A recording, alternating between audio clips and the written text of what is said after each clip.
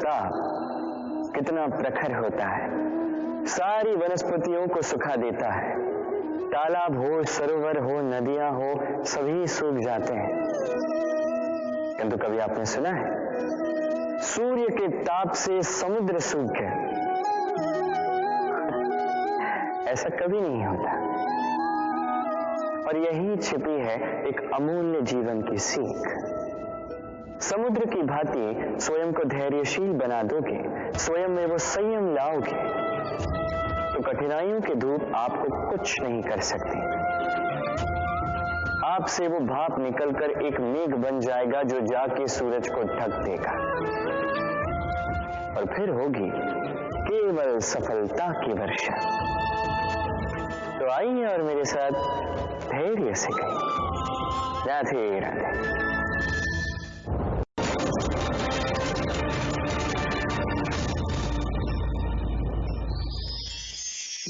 प्रतीक्षा, प्रयास, दोनों जीवन के अभिन्न अंग। देखा जाए तो हम सदैव किसी न किसी की प्रतीक्षा कर रहे होते हैं, चाहे व्यक्ति हो, चाहे कोई क्षण हो, चाहे कोई भावना, कुछ भी हो सकता है।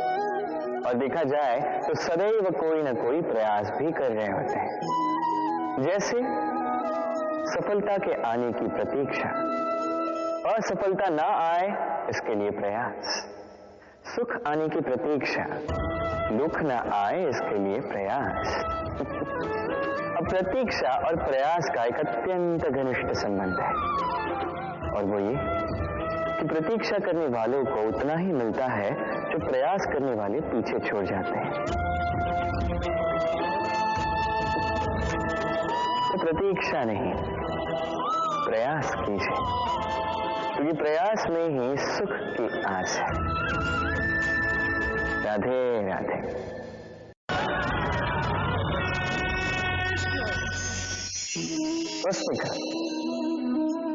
पुस्तिका से हम क्या कुछ नहीं सीखते। ज्ञान हो, विज्ञान हो, इतिहास हो, सब सीखते हैं। कहते हैं एक अच्छी पुस्तिका, एक अच्छा ग्रंथ प्राप्त हो जाए तो वो सहस्त्र मित्रों के समान है, किंतु यदि एक अच्छा मित्र मिल जाए तो वो समस्त ग्रंथालय के समान होता है। वो आपको कर्म का ज्ञान देता है, सफलता का विज्ञान समझाता है, वो आपको इतिहास में अमर कर देता है। इतना ही नहीं, वो केवल आपको मार्ग दिखाता नहीं, अपने साथ लेकर उस मार्ग पर चलता भी है। इसलिए यदि जीवन में आपको कोई अच्छा मित्र मिल जाए तो उसे सहेज कर रखें, उसे संभाल कर रखें, जीवन संभल जाएगा। राधे राधे। राधे राधे राधे।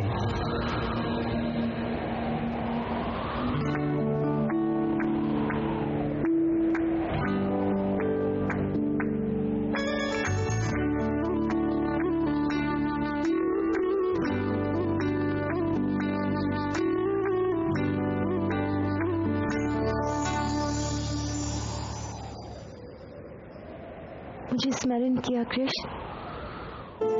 हाँ, तुम तो अपने हृदय में रह रहे कृष्ण से मिल रही हो, सोचा मैं भी अपनी राधा से मिलूं। कैसी हो रहे? मैं तो अपने कृष्ण के हृदय में रहती हूँ।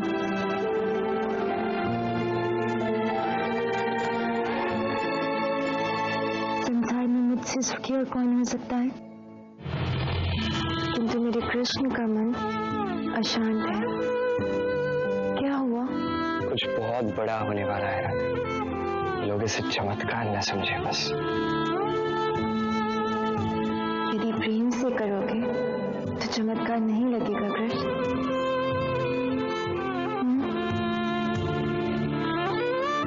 ठीक है,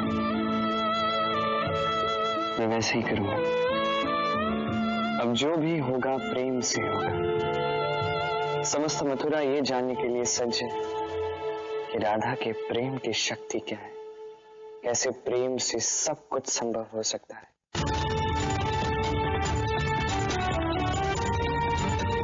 एक क्षण।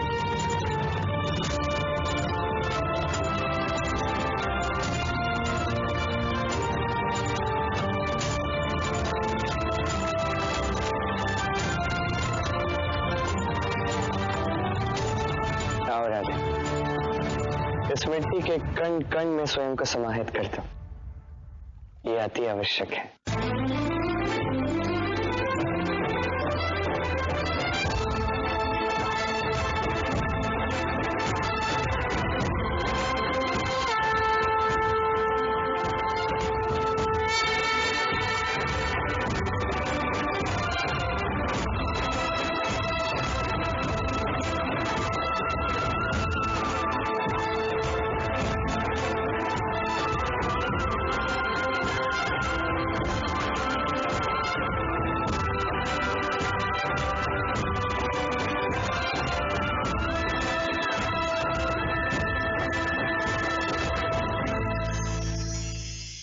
अब यही प्रेम की शक्ति मथुरावासियों को कंस और उसके भय से मुक्त करके उसका अंत करने में मेरा सहयोग देगी।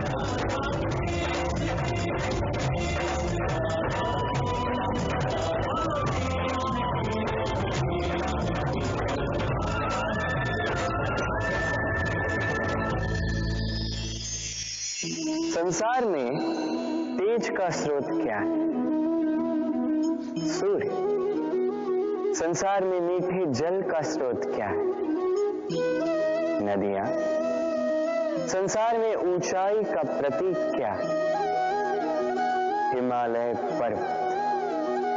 अब जीवन में हम भी ऐसे ही बनना चाहते हैं, सूर्य की भांति तेजस्वी बनना चाहते हैं, नदी की भांति पूजनीय बनना चाहते हैं, हिमालय पर्वत की भांति ऊंचाई प्राप्त करना चाहते हैं। ठीक है, तो इसके लिए हम करते क्या हैं? यदि ऐसा बनना ही है तो सर्वप्रथम सूर्य की भांति स्वयं को जलाना सीखें। सूर्य का सबसे अधिक ताप स्वयं सूर्य में ही होता है। नदियों की भांति स्वयं का मार्ग बनाना सीखें। चट्टानों से टकरा के भी ना रुकना सीखें। हिमालय पर्वत की भांति ऊंचाई प्राप्त करनी है तो उसी पर्वत की भांति अटल रहना सीखो। एक बात स्मरण रखिएगा, स्वयं को जलाओगे तभी संसार को प्रकाश दे पाओगे। राधे राधे।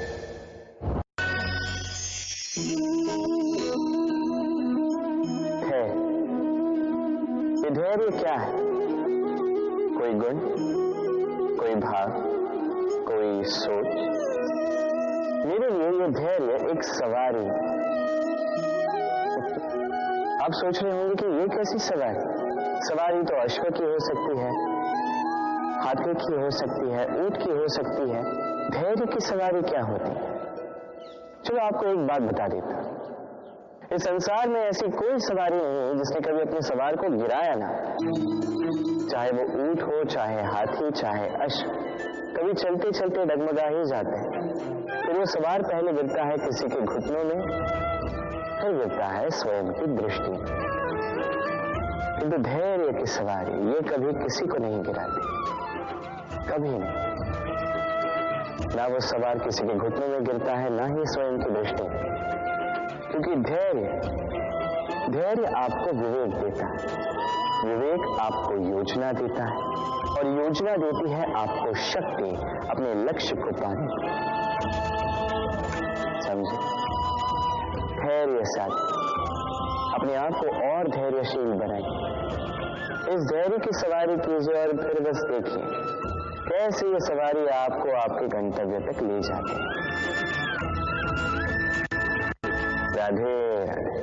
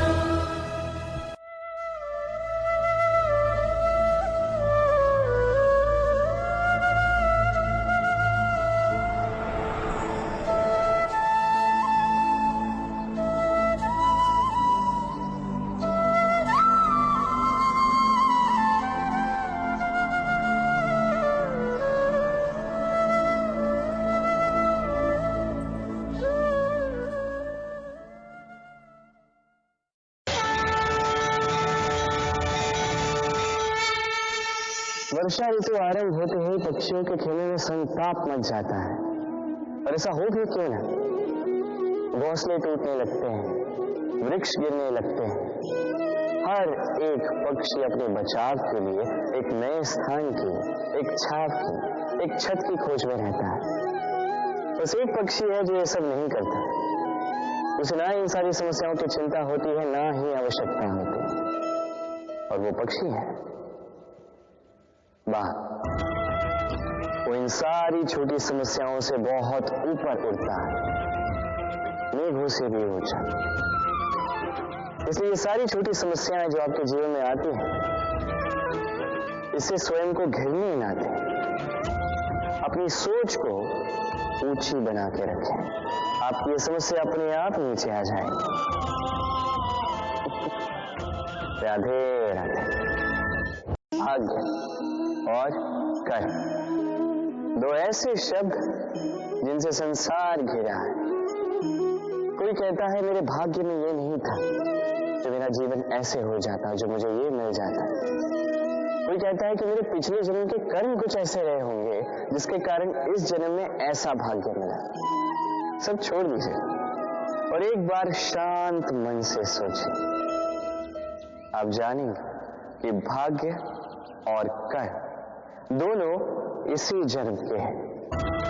अंतर बस इतना है। बात की जाए भाग्य की, तो इस भाग्य से आप जितनी आशा करोगे उतनी ही निराशा पाओगे, क्योंकि ये आशा आपको कर्म करने से रोकती है। यदि बात की जाए कर्मों की, तो अपने कर्मों पर जितना विश्वास रखोगे उतना ही सफलता को अपने पास पाओगे। एक बात स्मरण रखिएगा, भाग्य आपके कर्म निश्चित नहीं करता, किंतु आपके कर्म ये आपका भाग्य अवश्य निश्चित करते हैं। राधे राधे।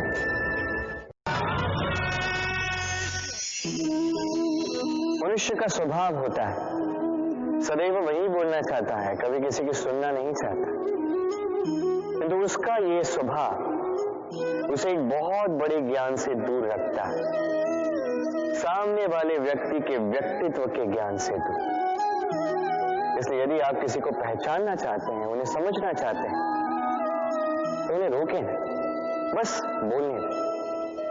क्योंकि व्यक्ति का व्यक्तित्व होता है उसके शब्दों में, और उसका वास्तविक रूप छिपा होता है उसकी बोली के पीछे। बोलने दें, धीरे धीरे करके आप सब समझ जाएंगे। यही अंतर होता है एक साधारण पुरुष में और एक महापुरुष में। एक किसी को बोलने नहीं देता और एक सबके सब। तो चयन आपका होगा, आप साधारण बनना चाहते हैं या असाधारण, क्योंकि ये भविष्य आप ही का है। राधे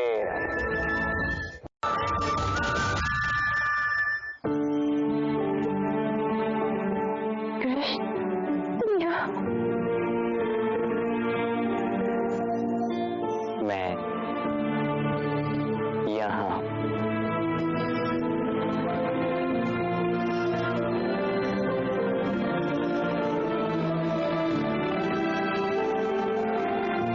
राधा, तुम्हें महादेव पर भी विश्वास नहीं है। महादेव ने स्वयं तुमसे कहा तुम्हारा कृष्ण अब हर संकट से लड़ने के लिए सज्ज है। मुझे अपने प्रेम पर, कृष्ण पर अधिक विश्वास है, महादेव से भी अधिक, और इसके लिए मैं महादेव से क्षमा मांग लूंगी। अवश्य मांगना।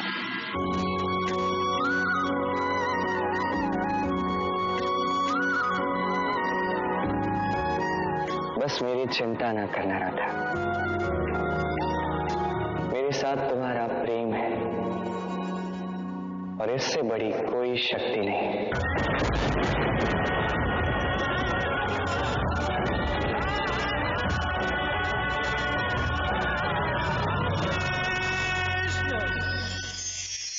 व्यक्ति का व्यक्तित्व कैसे बनता है, आपको क्या लगता है?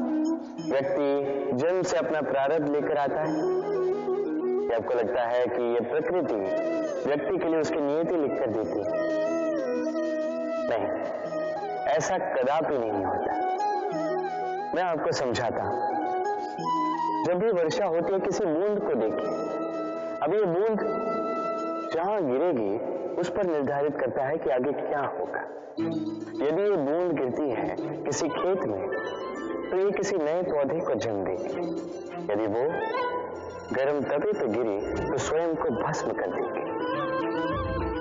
यदि वो किसी सर्प के मुख में गिरती है तो विष बन जाती है। सीप के मुख में गिरती है तो मोती बन जाती है। यदि वही किसी पत्ते पे गिरे तो ओस बन जाती है। एक ही बूंद, किंतु उसकी संगत, उसका भविष्य और उसका व्यक्तित्व निर्धारित करती है। अब वो तो केवल एक बूंद है, उसके हाथ में है केवल गिरना। कहां वो भी वो निर्धारित नहीं कर सकते। किंतु आप मनुष्य हैं। आप चुन सकते हैं कि आपकी संगत क्या होगी, किन लोगों के साथ आप पलेंगे बढ़ेंगे। तो अच्छे से कीजिए, क्योंकि ये चयन आपका होगा, क्योंकि ये जीवन आपका है, भविष्य आपका है। अब महान बनना है या नहीं, ये निर्णय भी आप ही का होगा। आइए मेरे साथ प्रेम से कहें, राधे राधे। ये उस नौका का प्रतिरूप है जो हमें धारा पार कराती है। अब सोचिए कैसी बात है ये। वो विशाल नौका जो हमें धारा पार कराती है, उसका निर्माण धारा में नहीं, खरा पर होता है। और यदि हम इसे नदी तक पहुंचाना चाहें तो हमें आवश्यकता होती है किसी बैलगाड़ी की अथवा अश्वगाड़ी की। उसमें रख के इसे ले जाते हैं। अब यदि मार्ग में कोई नदी आ जाए, कोई धारा आ जाए और उसे पार करना हो, तो इस बार नौका पर उस गाड़ी को रखा जाता है और फिर पार किया जाता है। अर्थात ये यात्रा संपूर्ण हो ही नहीं सकती यदि दोनों का सहयोग न होता। इसीलिए ये कहावत है, कभी नौका तो कभी गाड़ी। ये हमारे जीवन में अत्यंत महत्वपूर्ण है। हमारे संबंधों में अत्यंत महत्वपूर्ण है सहयोग। सदैव साथ मिलकर चलें, सदैव संयोग करें, सदैव सुखी रहेंगे। राधे राधे।